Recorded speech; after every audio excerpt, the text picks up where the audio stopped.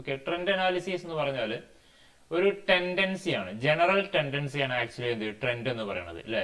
ഏത് ഡയറക്ഷൻസിലോട്ടാണ് അത് മൂവ് ചെയ്യണം എന്നുള്ളത് മനസ്സിലാക്കാനുള്ള ഒരു ടെൻഡൻസിയാണ്, ഏത് ഭാഗത്തോട്ടാണ്. ഇപ്പൊ നമ്മള് മെഷേഴ്സ് ഓഫ് സെൻട്രൽ ടെൻഡൻസി ഒക്കെ പറയാറുണ്ട്, മീൻ ഡീവിയേഷൻ, സ്റ്റാൻഡേർഡ് ഡീവിയേഷൻ ഒക്കെ പറയാറുണ്ട് അല്ലെ. മെഷേഴ്സ് ഓഫ് സെൻട്രൽ ടെൻഡൻസിയാണ് ഈ സെൻട്രൽ നിന്നും എത്രത്തോളം ഡീവിയേറ്റ് ചെയ്തു പോകാനുള്ള, അല്ലെങ്കിൽ ഏത് ഭാഗത്തോട്ടാണ് അത് പോകുന്നത് എന്നുള്ളത് മനസ്സിലാക്കാൻ വേണ്ടിയിട്ടാണ് നമ്മൾ ഫൈൻഡ് ഔട്ട് ചെയ്യാറുള്ളത്. ഓക്കെ, ഇവിടെ ഈ പറഞ്ഞ പോലെ തന്നെ ട്രെൻഡ് എന്ന് പറഞ്ഞാൽ ഒരു ടെൻഡൻസിയാണ്. Then analysis of these general tendencies is called trend analysis എന്ന് പറയും. ഈ പറയുന്ന അതിന്റെ ടെൻഡൻസി ഏത് ഭാഗത്തോട്ടാണ് പോകുന്നത്, അല്ലെങ്കിൽ ഏത് ഡയറക്ഷൻസിലോട്ടാണോ മൂവ് ചെയ്യണത്, അത് ഫൈൻഡ് ഔട്ട് ചെയ്യാൻ നമ്മൾ നടത്തുന്ന ഒരു അനാലിസിസ് ആണ് എന്ത് ട്രെൻഡ് അനാലിസിസ് എന്ന് പറയും. ഓക്കെ, എന്താ Malayalam meaning of trend? Trend എന്ന് പറഞ്ഞ എന്താ, ടെൻഡൻസി എന്ന് പറഞ്ഞാൽ എന്താ? എനിബഡി? നമുക്ക് വേണമെങ്കിൽ എന്ത് ചെയ്യാം, അതിന്റെ പ്രവണത അല്ലെങ്കിൽ ഏത് സൈഡിലോട്ടാണ് അതിന്റെ ചായ്വ് എന്നൊക്കെ വേണമെങ്കിൽ പറയല്ലേ. ഞാൻ പറയുന്നത് കേൾക്കുന്നില്ലേ? ക്ലാസ് കേൾക്കുന്നുണ്ട്. ഓക്കെ, അപ്പോ ഒരു ടെൻഡൻസിയാണ്, അതായത് ഒരു ചായ്വ് ഏത് ഭാഗത്തോട്ടാണ് അത് മൂവ് ചെയ്യണം എന്നുള്ളത്, അതാണ് ട്രെൻഡ് എന്ന് പറയുന്നത് അല്ലെ. ദെൻ അത് കൃത്യമായിട്ട് നമ്മൾ അതിന്റെ ടെൻഡൻസി മനസ്സിലാക്കാൻ വേണ്ടിയിട്ട് ചെയ്യുന്ന ഒരു അനാലിസിസ് ആണ് ട്രെൻഡ് അനാലിസിസ് പറയും. ഓക്കെ, നമുക്ക് ഫൈനാൻഷ്യൽ സ്റ്റേറ്റ്മെന്റിൽ എന്താണ് ട്രെൻഡ് അനാലിസിസ് നോക്കാം. ഇവിടെ പറയുന്നുണ്ട്, in the context of financial analysis, trend analysis means analysing general tendency in each item of financial statement on the basis of data of the base year ആണ്. Okay, നമ്മളൊരു 2-3 വർഷത്തെ financial statement എടുക്കും. Okay, എന്നിട്ട് അതിൽ ഒരു വർഷത്തിന് നമ്മൾ base year ആയിട്ട് എടുക്കും. ഇവിടെ നോക്കാം, ഒരു വർഷത്തിന് നമ്മൾ എന്ത് ചെയ്യും, ഇപ്പൊ ഫോർ എക്സാമ്പിൾ പറയുകയാണെങ്കിൽ 2020, 2021, 2022, 2023, 2024 4 വർഷത്തെ ഡാറ്റ എടുക്കുകയാണ്. 5 വർഷമല്ലേ, 20, 21, 22, 23, 24 ആകുമ്പോൾ 5 വർഷം ഉണ്ടാവും. അതില് 2020 എന്ന് പറയുന്ന വർഷത്തിനെ നമ്മൾ എന്ത് ചെയ്യാണ്, ബേസ് ഇയർ ആയിട്ട് എടുക്കുകയാണ്. ഓക്കെ, 2020 പ്രോഫിറ്റ് ആൻഡ് ലോസ് അക്കൗണ്ടോ അല്ലെങ്കിൽ ബാലൻസ് ഷീറ്റ് അതിനെന്ത് ചെയ്യും, നമ്മൾ ബേസ് ഇയർ ആയിട്ട് എടുക്കും. എന്നിട്ട് അത് വെച്ചിട്ട് എന്ത് ചെയ്യും, നമ്മൾ കമ്പയർ ചെയ്യാണ് ചെയ്യാം. ഓക്കെ, മറ്റുള്ള വർഷങ്ങളുടെ ഡാറ്റാസുമായിട്ട് നമ്മൾ എന്ത് ചെയ്യും, കമ്പയർ ചെയ്ത് നോക്കും. Then ഇവിടെ പറയുന്നത്, in the context of financial analysis, trend analysis means analyzing general tendencies in each item of financial statement. നമ്മളുടെ ഫൈനാൻഷ്യൽ സ്റ്റേറ്റ്മെന്റിലെ ഓരോ ഐറ്റത്തിന്റെയും ടെൻഡൻസി എന്താണ്, ഏത് ഡയറക്ഷൻസിലോട്ട്. അതായത് ഇപ്പോൾ അസറ്റ് ആണെങ്കിൽ അസറ്റ് കൂടിയേക്കാണോ അല്ലെങ്കിൽ അസറ്റ് കുറഞ്ഞേക്കാണോ. ഇപ്പോൾ ഫോർ എക്സാമ്പിൾ സ്റ്റോക്കിന്റെ അവസ്ഥ എന്താണ്, അല്ലെങ്കിൽ ഡെപ്റ്റേഴ്സ് കൂടിയേക്കാണോ കുറഞ്ഞേക്കാണോ എന്നുള്ള ആ ഒരു ടെൻഡൻസി നമുക്ക് എന്താന്നുള്ളത് മനസ്സിലാക്കാൻ പറ്റും. അവിടെ ഒരു വർഷത്തിന് നമ്മൾ ബേസ് ഇയർ ആയിട്ട് എടുക്കും. Okay, in short, comparing the past data over a period of time with a base year called trend analysis. ഇത് പഠിച്ചു വെച്ചാൽ മതി. Comparing the past data over a period of time with a base year. ഒരു base year വെച്ചിട്ട് നമ്മൾ എന്ത് ചെയ്യും, ബാക്കിയുള്ള ഇയറിലെ ഡാറ്റാസിനെ എന്ത് ചെയ്യും, നമ്മൾ ആ ബേസ് ഇയറുമായിട്ട് കമ്പയർ ചെയ്ത് നോക്കും. എന്നിട്ട് നമുക്ക് എന്താണ് അതിലെ മൂവ്മെന്റ്, അല്ലെങ്കിൽ ഏത് ഡയറക്ഷൻസിലോട്ടാണ് ഇപ്പൊ പ്രോഫിറ്റ് കൂടിയേക്കാണോ അല്ലെങ്കിൽ കുറഞ്ഞേക്കാണോ എന്നുള്ളത് മനസ്സിലാക്കാൻ വേണ്ടിയിട്ട് നമ്മൾ ചെയ്യുന്ന ഒരു അനാലിസിസ് ആണ് ട്രെൻഡ് അനാലിസിസ്. ഇവിടെ പറഞ്ഞത് ഫൈനാൻഷ്യൽ സ്റ്റേറ്റ്മെന്റ് എന്നാണ്. ഫൈനാൻഷ്യൽ സ്റ്റേറ്റ്മെന്റ് നമുക്ക് പ്രോഫിറ്റ് ആൻഡ് ലോസ് അക്കൗണ്ടും വരാം, അതുപോലെ തന്നെ ബാലൻസ് ഷീറ്റും വരാം. Okay, then under these techniques, information for number of years is taken up at 1 year. usually first year ആണ് നമ്മൾ സാധാരണ എടുക്കാറുള്ളത്, ഫസ്റ്റ് ഇയറിനെയാണ്. Taken as the base year ആണ്, നമ്മൾ ബേസ് ഇയർ ആയിട്ട് എന്ത് ചെയ്യും, ആ ഫസ്റ്റ് ഇയർ നമ്മൾ എടുക്കും. Each item of base year is taken as 100%. നമ്മുടെ ബേസ് ഇയറിലെ എല്ലാ ഐറ്റവും 100% ആയിട്ടാണ് നമ്മൾ കൺസിഡർ ചെയ്യുക. ഇപ്പൊ ബേസ് ഇയറിലെ സ്റ്റോക്കിനെ 100% കൺസിഡർ ചെയ്യും, ബേസ് ഇയറിലെ ഡെപ്റ്റേഴ്സിനെ 100% കൺസിഡർ ചെയ്യും. അങ്ങനെ 100% ആയിട്ട് ഓരോന്നിനെയും ആ ബേസ് ഇയറിലെ statement of profit and loss അക്കൗണ്ടിലെയും സ്റ്റേറ്റ്മെന്റ് ഓഫ് ബാലൻസ് ഷീറ്റിലെയും ഓരോ ഐറ്റത്തിനെയും നമ്മൾ എന്ത് ചെയ്യും, 100% ആയിട്ട് എടുത്തിട്ട് പിന്നീടുള്ള ഓരോ വർഷങ്ങളിലെയും പ്രോഫിറ്റ് ആൻഡ് ലോസിലെയും ബാലൻസ് ഷീറ്റിലെയും ഐറ്റത്തിന് എന്ത് ചെയ്യും, നമ്മൾ കമ്പയർ ചെയ്ത് നോക്കും. Okay, trend analysis helps in understanding directions in which organisation is moving. ഓർഗനൈസേഷന് ഈ പറഞ്ഞ പ്രോഫിറ്റിലോട്ടാണോ പോകുന്നത് അല്ല നഷ്ടത്തിലോട്ടാണോ പോകുന്നത് എന്നുള്ള ഡയറക്ഷൻസ് കൃത്യമായിട്ട് നമുക്ക് എന്ത് ചെയ്യാൻ പറ്റും, മനസ്സിലാക്കിയെടുക്കാൻ ഈ പറഞ്ഞ ട്രെൻഡ് അനാലിസിസിലൂടെ ഓരോ വ്യക്തികൾക്കും സാധിക്കും. ഓക്കെ, അപ്പോൾ ഇതാണ് ട്രെൻഡ് അനാലിസിസ് പറയുന്നത്. ഓക്കെ, ടെൻഡൻസി ഫൈൻഡ് ഔട്ട് ചെയ്യാണ്. അപ്പൊ ഈ പറയുന്ന പ്രോഫിറ്റ് ആൻഡ് ലോസ് അക്കൗണ്ടിനെ ഓവർ എ പീരീഡ് ഓഫ് ടൈമിൽ ഈ ഫൈനാൻഷ്യൽ സ്റ്റേറ്റ്മെന്റ് എടുത്തിട്ട് അതിന്റെ ഡയറക്ഷൻസ് ഏത് ഡയറക്ഷൻസിലോട്ടാണെന്നുള്ളത് കൃത്യമായിട്ട് മനസ്സിലാക്കാൻ വേണ്ടി നടത്തുന്ന ഒരു പ്രധാനപ്പെട്ട ഒരു അനാലിസിസ് ആണ് ട്രെൻഡ് അനാലിസിസ് പറയും. ഇതിന്റെ ഒബ്ജക്റ്റീവ്സ് ഇവിടെ പറയുന്നുണ്ട്. ഓക്കെ, പ്രധാനമായിട്ടും to find out the trend or directions of movement over a period of time അല്ലെ. ഇപ്പൊ ഒരു 4-5 വർഷമായിട്ട് കമ്പനിയുടെ പെർഫോമൻസ് ഏത് ഡയറക്ഷൻസിലോട്ടാണ്, പോസിറ്റീവ് ആണോ അല്ലെങ്കിൽ നെഗറ്റീവ് ആണോ, പ്രോഫിറ്റ് ആണോ അതോ ലോസിലോട്ടാണോ പോകുന്നത് എന്നുള്ളത് കൃത്യമായിട്ട് മനസ്സിലാക്കാൻ, എന്താണ് അതിന്റെ ട്രെൻഡ് അല്ലെങ്കിൽ ഡയറക്ഷൻസ് എന്താന്നുള്ളത് കൃത്യമായിട്ട് നമുക്ക് മനസ്സിലാക്കാൻ പറ്റും.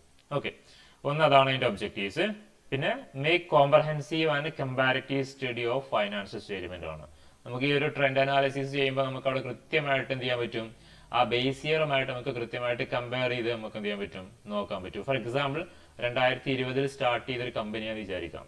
ഓക്കെ, ആ കമ്പനി സ്റ്റാർട്ടിങ്ങിൽ എന്തായിരുന്നു, ദെൻ ഇപ്പോൾ എന്താന്നുള്ളത് കൃത്യമായിട്ട് കമ്പയർ ചെയ്ത് നോക്കാനൊക്കെ നമുക്ക് ഈ ട്രെൻഡ് അനാലിസിസ് ചെയ്യുന്നതിലൂടെ നമുക്ക് കൃത്യമായിട്ട് മനസ്സിലാക്കാൻ പറ്റും. അതുപോലെ to have better understanding of financial and profitability of position ആണ്. ഫിനാൻഷ്യലും അതുപോലെ പ്രോഫിറ്റബിലിറ്റി പൊസിഷൻ എന്താണെന്നുള്ളത് കൃത്യമായിട്ട്, അത് പ്രോഫിറ്റബിലിറ്റി കുറഞ്ഞു വരുവാണോ അതോ ഇൻക്രീസ് ചെയ്തുകൊണ്ടിരിക്കുകയാണോ എന്നുള്ളത് കൃത്യമായിട്ട് മനസ്സിലാക്കാനൊക്കെ നമുക്ക് എന്ത് ചെയ്യും, ഈ പറയുന്ന ഈ ഒരു ട്രെൻഡ് അനാലിസിസിലൂടെ സാധിക്കും. ഓക്കെ, ക്ലിയർ അല്ലേ വോയിസ് ഒക്കെ?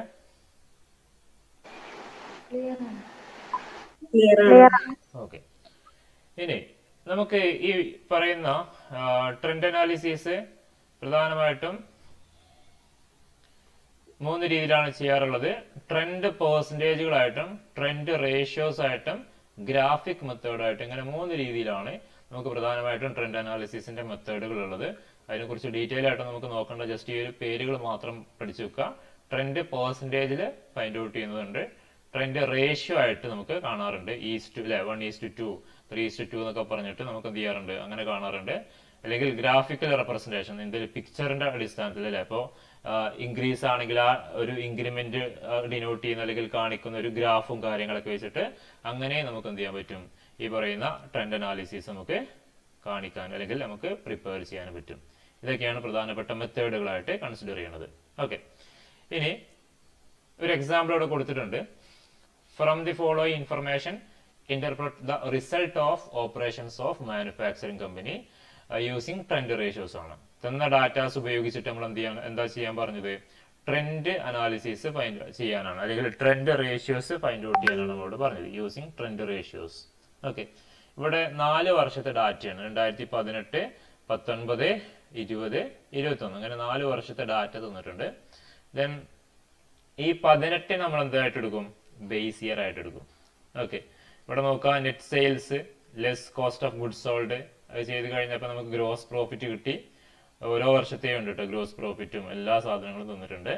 ദെൻ അതിൽ നിന്നും ഓപ്പറേറ്റിംഗ് എക്സ്പെൻസുകൾ മൈനസ് ചെയ്ത് കഴിഞ്ഞപ്പോൾ നമുക്ക് അവിടെ എന്ത് ചെയ്തു, നെറ്റ് പ്രോഫിറ്റ് കിട്ടി. ഓപ്പറേറ്റിംഗ് പ്രോഫിറ്റ് അല്ലെങ്കിൽ നെറ്റ് ഓപ്പറേറ്റിംഗ് പ്രോഫിറ്റ് 10 കിട്ടി. ഇവിടെ 19 6 20 16 21 15 ഇങ്ങനെ ഡാറ്റ തന്നിട്ടുണ്ട്. നമ്മളോട് എന്താ ചെയ്യാൻ പറഞ്ഞ്, നമ്മളോട് ഈ പറഞ്ഞ ട്രെൻഡ് റേഷ്യോസ് ഉപയോഗിച്ചിട്ട് നമ്മളോട് അത് അനലൈസ് ചെയ്യാനാണ്, ഇന്റർപ്രറ്റ് ചെയ്യാനാണ് പറഞ്ഞത് റിസൾട്ട്. ഓക്കെ, നമുക്ക് എങ്ങനെ ചെയ്യാന്നുള്ളത് നോക്കാം. ഇവിടെ നോക്കാം, 2000 ഇവിടെ ലാക്സില് കൃത്യമായിട്ട് അതിന്റെ പെർസെന്റേജും ഉണ്ട്, എമൗണ്ടും ഇവിടെ കൊടുത്തിട്ടുണ്ട്. ഈ ഫസ്റ്റത്തെ കോളം, ഫസ്റ്റത്തെ ഈ എമൗണ്ട് ഇൻ ലാക്ക് എന്ന് പറയുന്നത് അതിന്റെ എമൗണ്ടുകളാണ്. നമുക്ക് നേരത്തെ ക്വസ്റ്റിൽ തന്ന അതേ ഡാറ്റാസ് ഇവിടെ എന്ത് ചെയ്തിട്ടാണ് കൊടുത്തിട്ടാണ്. 18, 19, 20, 21. ഇതിൽ 2018 നമ്മൾ എന്ത് ചെയ്തു, ബേസ് ഇയർ ആയിട്ട് എടുത്തു. ഓക്കെ, ഇനി ഇവിടെ പെർസെന്റേജ് ആണല്ലോ നമ്മളോട് പറഞ്ഞില്ലേ, ട്രെൻഡ് റേഷ്യോസ് കാണാനാണ് പറഞ്ഞത്. അപ്പോൾ പെർസെന്റേജ് ആണ് നമ്മളിവിടെ കണ്ടത്. 2018 ഇതിനെ കംപ്ലീറ്റ്ലി എന്തായിട്ട് എടുക്കും, 100% ആയിട്ട് എടുക്കും. ഇത് കംപ്ലീറ്റ്ലി 100% ആണ്. ഓക്കെ, 18 നെറ്റ് സെയിൽസ് 80 ആയിരുന്നു അല്ലെ. 19 ആയപ്പോൾ എന്ത് ചെയ്തു, അത് 70% ആയിട്ട് കൂടിയേക്കാണ് കുറഞ്ഞേക്കാണ് നെറ്റ് സെയിൽസ്,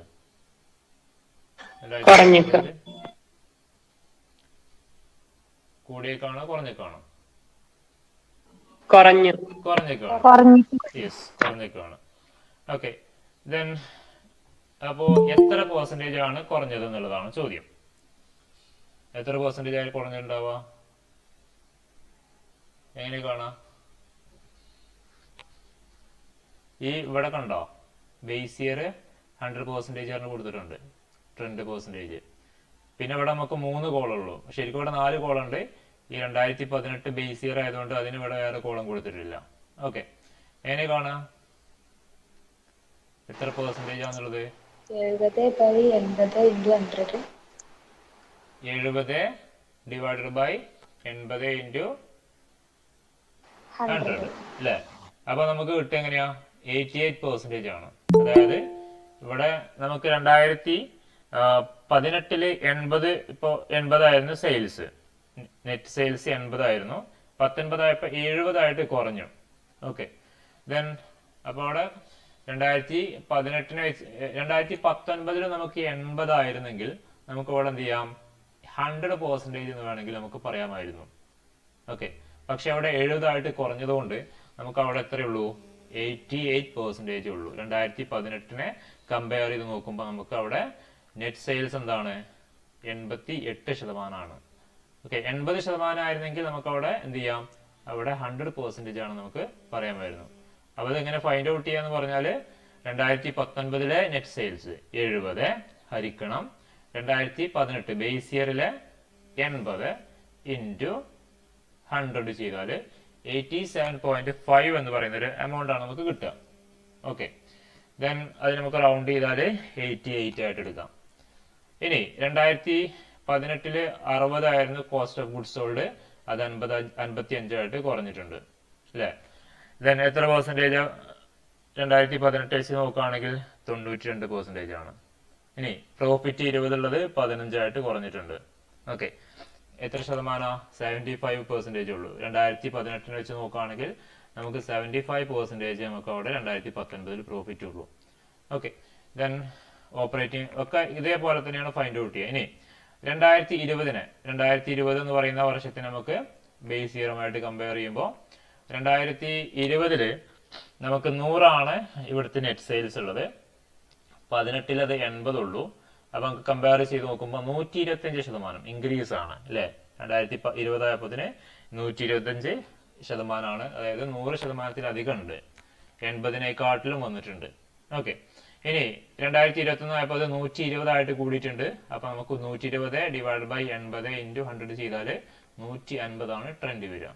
ഓക്കെ, അപ്പൊ എങ്ങനെയാണ് ട്രെൻഡ് നമുക്ക് ഫൈൻഡ് ഔട്ട് ചെയ്യുക? ട്രെൻഡ് അനാലിസിസ് ചെയ്യുക ഈ രൂപത്തിലാണ്. ട്രെൻഡ് റേഷ്യോസ് ആണ് ഇവിടെ നമ്മൾ ഫൈൻഡ് ഔട്ട് ചെയ്തിട്ടുള്ളത്.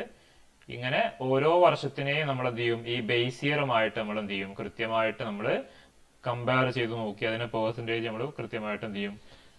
കാണിക്കുകയാണ് ചെയ്യുന്നത്. ഓക്കെ, ഇതാണ് ട്രെൻഡ് അനാലിസിസ്. ഇതിൽ ഡൗട്ട് ഒന്നുമില്ലല്ലോ? ട്രെൻഡ് അനാലിസിസ് ഒന്നും പ്രോബ്ലം ആയിട്ട് ചോദിക്കാൻ വളരെ ചാൻസ് കുറവാണ്.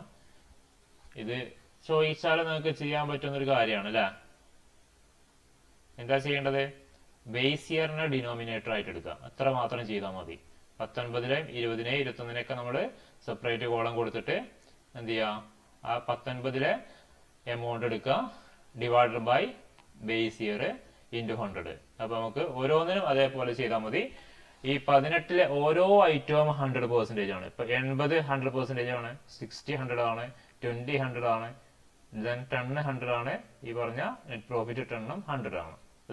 കംപ്ലീറ്റ്ലി നമ്മൾ ഈ 2018-ലെ ഓരോ ഐറ്റത്തിനെയും നമ്മൾ ആസ് എ 100% എന്നുള്ള രീതിയിൽ എടുക്കുക, അതിനെ ഡിനോമിനേറ്റർ ആയിട്ട് എടുക്കുക. എന്നിട്ട് എന്ത് ചെയ്യുക? നമ്മൾ പ്രോബ്ലംസ് ചെയ്ത് കഴിഞ്ഞാൽ നമുക്ക് ആ പെർസെൻറ്റേജ് കാണാൻ പറ്റും. ഓക്കെ, ഇതാണ് നമുക്ക് ട്രെൻഡ് അനാലിസിസിൽ ചെയ്യാനുള്ള കാര്യം. ഓക്കെ, അപ്പോൾ ഇത്രയാണ് ഇതിൽ മെയിൻ ആയിട്ട് നമുക്ക് ഡിസ്കസ് ചെയ്യാനുള്ളത്.